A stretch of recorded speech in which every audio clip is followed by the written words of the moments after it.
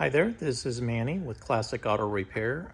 Today we are going to review an inspection on a 1966 Ford Bronco. This is a 6-cylinder with the 170 cubic inch engine in it with a 1-barrel carburetor. It is a non-accessory car, does not have power steering or power brakes or disc brakes on the front. It's got the single carburetor and pretty basic drivetrain. So this is a real good, reliable motor. It's easy to take care of, and it performs very well. It does need a tune-up. I did some road testing and made some driver notes when I returned back. So we're going to go over everything that I have found over the last several days, and then we can talk about where to go next. Okay, so you'll be receiving a copy of this. This is basically your primary or first estimate. This will include diagnostic time, which allows me to find and suggest repairs as I get into the systems that are faulting. For example, the brake lights are not coming on. So I need approval for a half an hour to come in and check brake pressure switches to see if they're faulting. I need to check these wires for the circuit to make sure that they're receiving power, and that the wire that goes back to the turn signal switch and to the tail lights is actually in good shape. Then I can check other items as well. But I need approval for a certain amount of time to diagnose it and find out what the problem is. And then I'll come back with the repair suggestion. Let's say, for example, it needs a new brake pressure switch to make the fix. I will put the part and the labor to make those repairs. And if they're covered under the diagnostic time, there's no other additional charge. If there's additional charges, I'll put that on a revised estimate for approval. As you run down the list, you'll see all the parts that I am suggesting for the repairs that are included on this estimate. So you'll see things like fuel filters, brake shoes, items like that. So they're all listed here on the first page.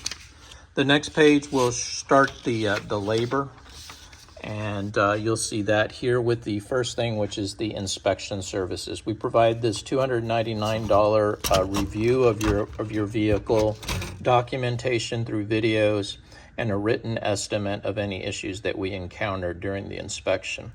You'll see the results of the inspection listed down below. There is no charge, by the way, for this service, as long as you purchase one of our recommended repairs. So $299 free with the purchase. So we're going down the list. Headlights are the first thing we check, and they show okay for high and low beams. Brake lights faulted. They do not come on, so I have it listed under repairs for diagnostics.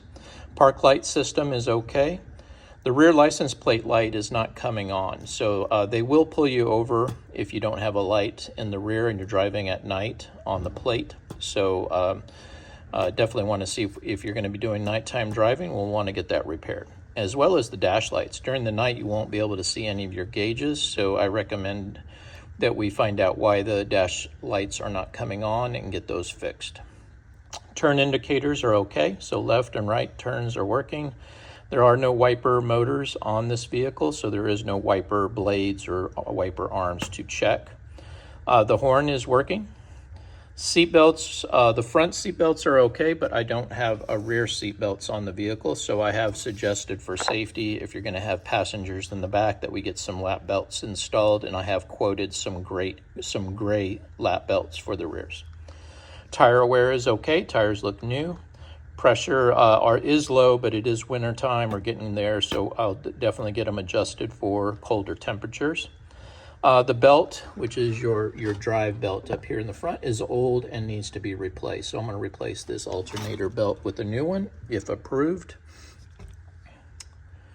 Hoses are in good shape, so the condition of the actual radiator hoses are in good shape. I don't see any cracks or aging on those hoses, so no problems there. Brake fluid, we did have a fault. The reservoir was empty, and I have a photograph of that. I put fluid in it so that I could road test it, but this was all the way to the bottom, which means you have a leak, and I did find that leak, and we'll go over it with you on the underside inspection, which is a separate video. You do have some brakes leaking on the front right and the rear left, so that's where the fluid is going. At least we know that, so now we can suggest those repairs, and I have included those on the estimate. All right, running down the list, fault at the antifreeze. There is no antifreeze in the system.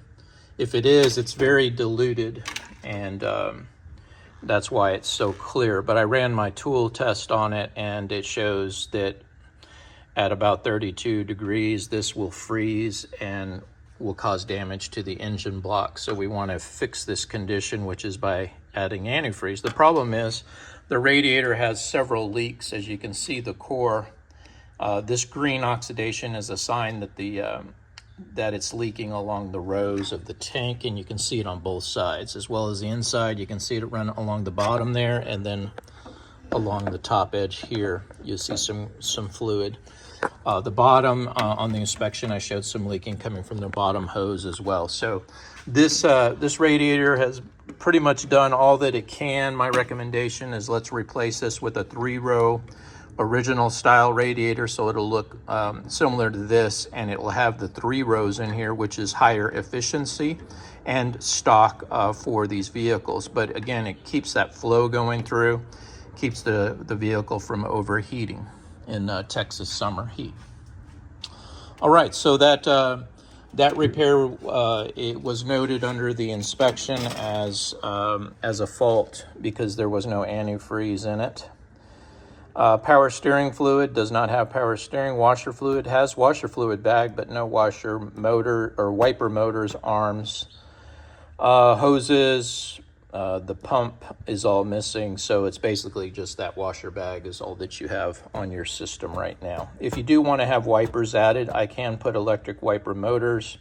I can connect switches and get all that working, but it's not a critical item. It's more of a convenience and comfort thing that if you were going to be driving in the rain, you would need that kind of system working. Transmission fluid's okay. PCV valve needs to be replaced. That's this valve back here. It's critical that that be replaced at every oil change. If it gets gummed up, it'll cause all your gaskets to leak oil. So we definitely want to make sure that's done at 3,000 to 6,000 miles, and or about every year if you're not hitting those mileage numbers. Going down the list, air filter, well, it has a oil bath system. So that is over here. I have it off the car, and I would change out the oil and clean the filtration here and get this all cleaned up and ready back on the vehicle. So it uses the old oil bath system that hangs right here. All right, so that spark plugs are old and fouled, so we're going to be putting some new spark plugs in here and get rid of all that corrosion, which causes problems with them, not to mention their dim setting. I took the distributor cap off and examined it. I'm going to go ahead and put a new cap on there, new rotor. This does have the upgraded magnetic pickup and replacement of the contacts that are for the ignition. This is a much improved system here. And I did test the vacuum advance, which is this little round cylinder here, to make sure that we had plate movement inside of the distributor. It's doing what it's supposed to. Now all I got to do is make some adjustments and make sure everything is correct there. I'm going to suggest we replace this coil with a high energy coil. That'll give me a hot spark that goes through the distributor to the spark plugs that'll be replaced, and new wires are going to be put on this as well, so we can replace these corrosion and all this old electrical stuff that we have here. All right, so that's your ignition system, and you'll see those parts listed under the parts list as well. And you'll see a repair listed down below. Fuel filter, well, there's not one present. Usually I have a fuel filter. Let me see if I can locate. Oh, here's my flashlight. There's supposed to be a pre-filter to your pump. Now there is one along the frame in the back. It's metal, and I will replace that one with the frame new metal filter. And then I'm going to install this hose. Looks like it's a little kinked right here. I would put under the repairs that we are going to basically replace this hose here, and I'm going to run a new hose from here directly to a new filter, because you need to have a filter before your fuel pump and after it. So we'll make sure that we connect it. And I'm also recommending we replace this mechanical fuel pump with an electric pump. And what I'll do is I'll block off this plate, remove this fuel pump, install an electric pump by the gas tank, run an ignition wire to it, and that way you're going to prime your fuel system immediately when the ignition key is turned on, versus what happens now. If the vehicle's been sitting for a few weeks, all the gas has drained back from this fuel line, and the carburetor is basically, the gas inside of here is dried up, so you don't have any fuel in here. All the fuel in here is gone, and the pump is dry. There's a rubber diaphragm in here, and it cracks, and it gets old and doesn't perform well, or doesn't suck the fuel up into the line. So the electric fuel pump will replace this. It's just like new cars. Every new car out there has an electric pump. They did away with mechanical pumps back in the 70s because it's old engineering and it's not reliable. Again, on a mechanical pump, if this system is dry from setting, you may have to crank on this motor for 15 to 2 minutes to get the fuel back up into the carburetor, into the bowl. And that can cause you problems if your battery is not 100% charged. It can cause problems because you're putting unneeded wear on these parts trying to crank them over. Electric fuel pump immediately primes the carburetor. It'll have gas in there in less than half a second. When you crank on it, she's going to fire up really quick, and that's more of a reliability and making sure that the vehicle performs as best it can with simple upgrades. So I have listed that on there as well. The fuel pump needs to be replaced, whether we go back with an upgraded electrical or we put a mechanical. It's leaking fuel, so I do want to have it replaced or upgraded. Next item on the list, let's see. Fuel filters. Okay, battery test. Okay, your battery's in good condition. That's a new battery, so I don't have any issues with that. And brake pads, well, we have a fault with your brake. As I mentioned earlier, the fluid was empty on the reservoir, and you got some issues on the brakes, which we'll cover in detail as well. All right, so that's the results of the inspection. Now we're going to actually move down to the repair suggestions. Anytime I take it on a road test, I'll document it, and I'll put any notes like it pulls severely to the right under braking, and the brakes are locking up. The front right would just lock up, very unsafe. So we definitely need to address the brake situation. It doesn't run very well going up hills. It's pretty doggy. So again, a tune-up should fix it. The fuel system is the first thing I want to attack, and I want to, again, replace that fuel pump if needed, and I have listed the amount of hours and time that I estimate to get that repair completed. At the same time, I'm going to put in all the filters so the system is filtered well. I'm going to add super unleaded. I'm going to put fuel treatment to get any contaminants out of the system and get the fuel part of the system working the way that it should. The other item I would recommend here is make sure you drive this vehicle at least once a week for 5-10 minutes. Start it up, run it around the block so that the seals will get lubricated. At the maximum every 2 weeks, but again, the more often you will crank this engine up and run it around the block, the more reliable and stable it will be mechanically for you. Next item on the list is a carburetor rebuild. The carburetor is leaking fuel. I got gas coming from the bottom of here, and of course this is a hazard. This fuel coming right next to your exhaust, which is over 300 degrees, around 400 degrees. This dripping down on here is not a good idea. So we definitely want to get the carburetor. Now this is the correct carburetor. Very rare. The linkage, now you'll see a lot of carburetors out there for Mustangs that are the same size. The problem is the linkage is all different. These are very special to Broncos, and that's why I don't want to put a new one on it. I want to rebuild it and get it fixed because, again, the rarity of these, and they're not being produced brand new. All right, so the carburetor, what I'll do is I'll box it up. I have a team in Florida that build all my carburetors and offer the warranty on them. So I know that when I'm putting these back on the engine, they're ready to go. I can just tune it, do some fuel mixture adjustments, adjust the timing and other items, and get that up and going right away to perform the way it should. So the carburetor rebuild services are listed there. Tune-up, which is where I'm going to replace the spark plugs, as I mentioned earlier, the distributor, cap, rotor, coil, adjust the timing. All those items will be addressed on the tuning.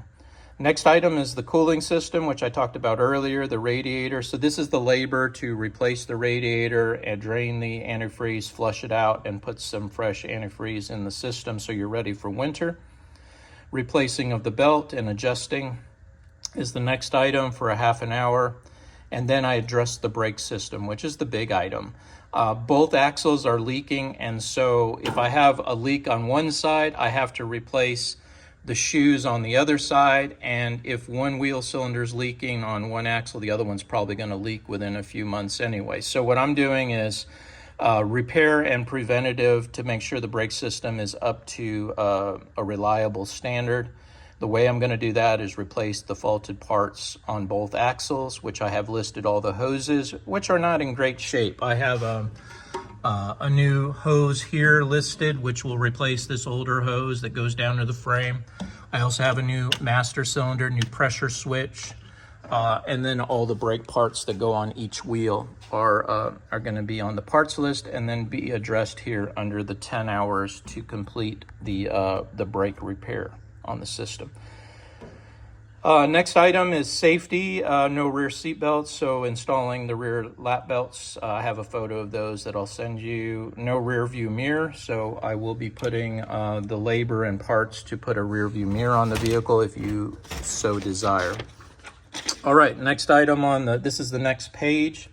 Diagnostic, electrical, no brake lights. We talked about that earlier, so I'll have to diagnose it, and this gives me the time and labor for me to figure out what the problem is, and hopefully I can get the repair done at this diagnostic quoted level of $225. If it requires more parts and labor, I'll let you know on a revised estimate before completing the repairs.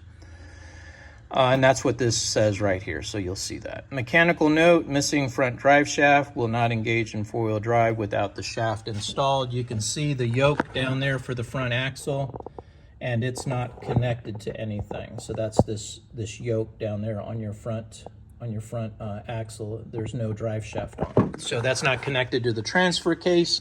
So it's not going to transfer any power towards the front wheels because it doesn't have those parts. Now, there may be a problem with the transmission. There may be other issues, but you know, the most obvious thing is that there's parts missing there to keep it from working in four-wheel drive. All right, let's go down the list. Next items, let's see. Where were we? Drive shaft. Okay, so the next item is no dash lights on the dash or the aftermarket gauges. So if you are driving this at night, you may want to have some lights to tell you what's going on in the motor. Mechanical note, it's missing the door glass. The regulators are in place, but there could be other missing parts. The truck was probably built this way to be a convertible all the time, and they didn't choose to put the glass or the vent wings, because it's not only missing the door glass in here. There's no glass in there, but it's also missing the part that goes here that is the wing glass. There's a whole frame, and you know, it needs that part for the glass to travel up and down. So all of that is gone.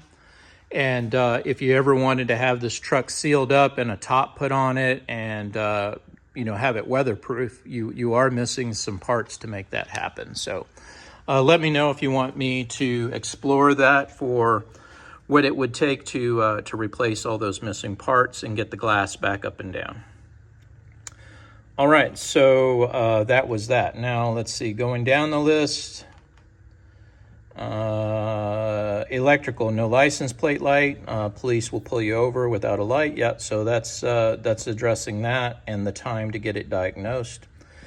Missing front sun visors and the hardware. So, you know, almost every vehicle that we get in here has, you know, these visors for keeping the sun out of your eye when it's at that time of the day. You don't have them in here, but they do have the hardware available and visors in black to replace them if you so desire, as well as that rear view mirror, so you have another way to see what's behind you.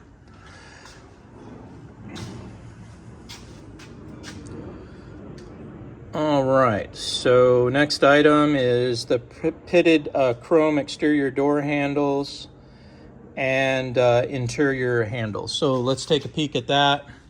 So this car had a lot of corrosion, but it's surface corrosion. It's like on the brake lines, it's on the axles, on the bottom of the vehicle. Probably a southern car like next to the ocean or something where it gets a lot of salt.